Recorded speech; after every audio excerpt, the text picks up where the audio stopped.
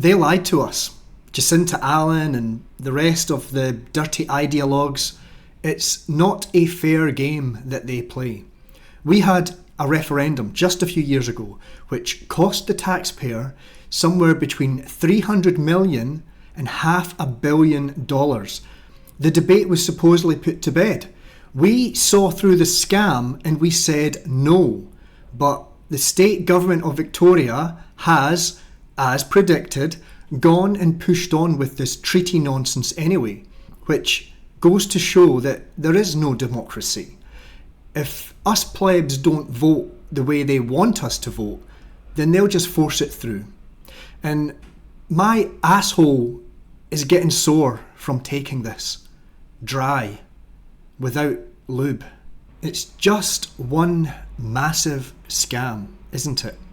They keep finding new ways to increase their power over us and to limit our freedoms and funnel our taxes into their pockets.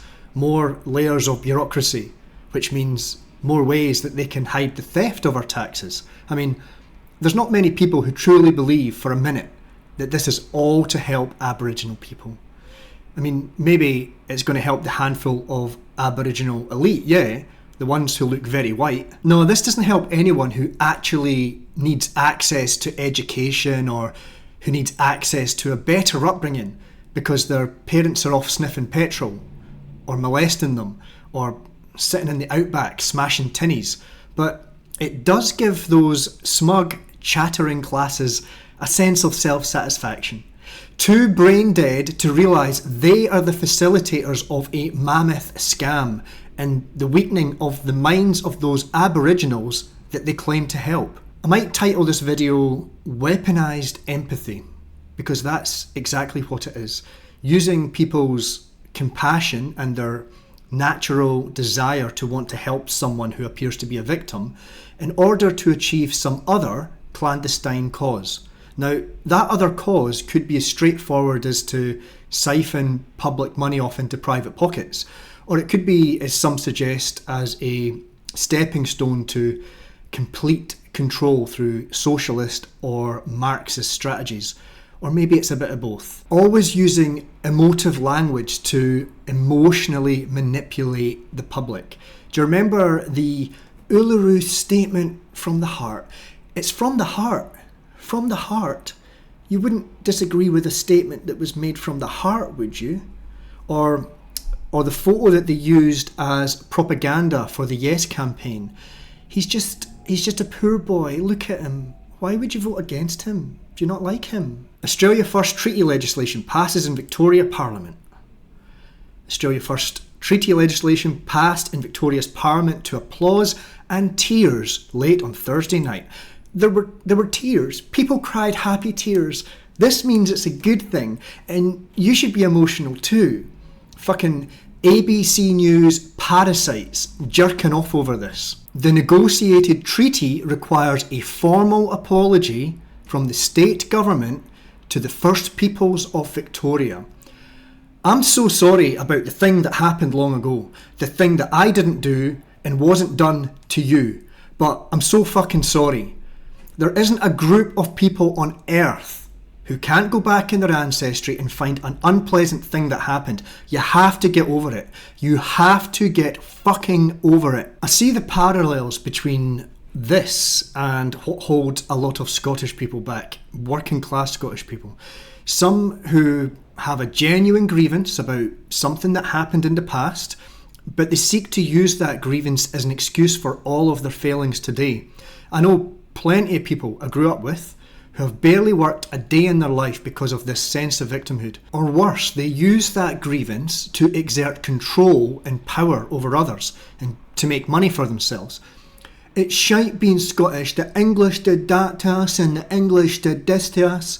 Well, yeah, the English did do a lot, but in most of those circumstances, from the Glencoe massacre to the Highland clearances, it was elitist Scots noblemen who put the nail in the coffin.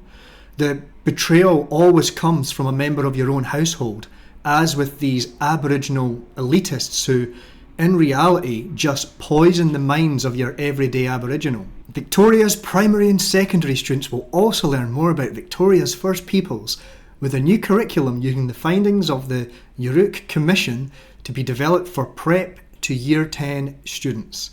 There you go. Their truth-telling will be embedded into the school curriculum. As we know, history, or truth, is written by the victors, and clearly they are the victors. And this will be embraced by most of our teachers, given that they themselves have already been indoctrinated. The Gelong Wirral will be future-proofed with a Special Appropriation Act to be set up by Parliament, and the body will receive tens of millions of dollars per year once fully operational.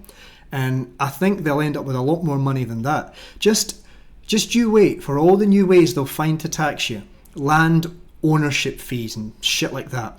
Think how many more paper-shuffling government jobs this is going to create, where people can sit on their arse, working from home, watching Netflix, six-figure salary, endless leave entitlements. Jill Gallagher says the passing of the treaty bill gives her hope.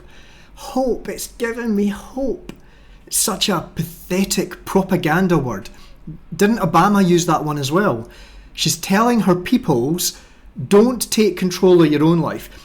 Don't take steps to further yourself, to push yourself to greatness. Just sit and have hope and wait for us to give you hope. I once saw a video of her speaking, and she's going to need the millions of dollars because her voice gives the indication that her annual cigarette bill must be about 100 grand. I just want to encourage all Victorians to also feel that hope, because this is our opportunity to bring us closer together and share our rich ancient culture with you.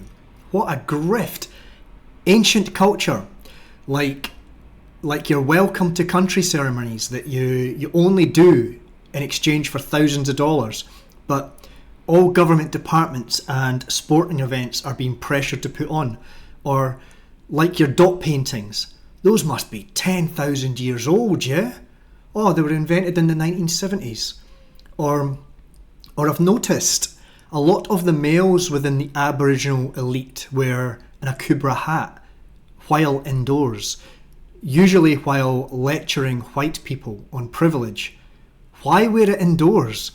Is that part of your cultural costume, your ancient culture? When the colonisers came, did they find all the Aboriginals wearing akubra hats and then the white man stole the idea?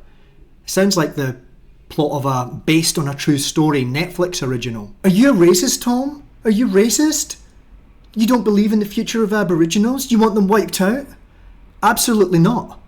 I wish them to be empowered and to take control of their own lives, ditch the victimhood, as I once had to do when I went through my poor me stage as a 16-year-old in Scotland, with every fucking middle-class do-gooder social worker trying to get their claws into me and into any other kid whose address was listed as being on a council estate.